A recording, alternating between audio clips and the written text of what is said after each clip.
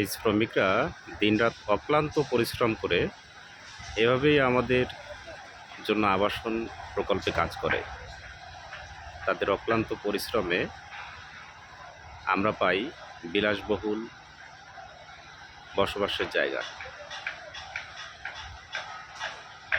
এটা হচ্ছে জলসিঁড়ি আবাসন। ঢাকার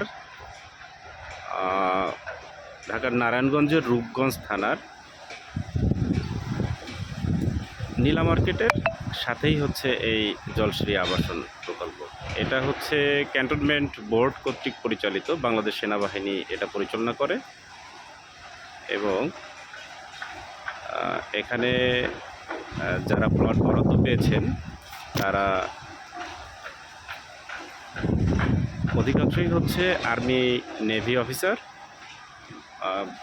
কিন্তু কিছু সিভিলিয়ানও আছে, তবে অধিকাংশই হচ্ছে আর্মি অফিসার।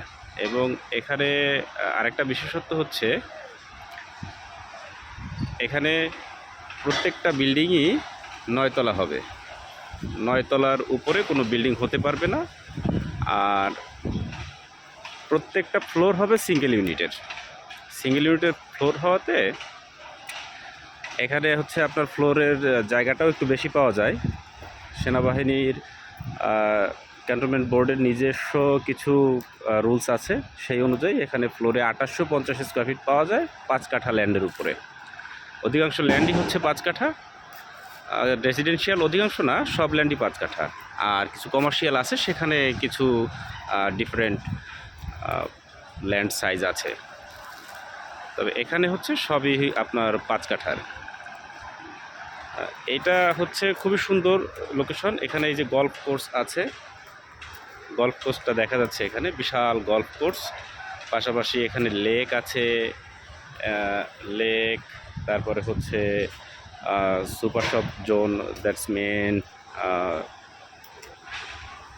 সিএসডি। আর একটা কমার্শিয়াল সেক্টরই আছে, 15 নম্বর সেক্টর।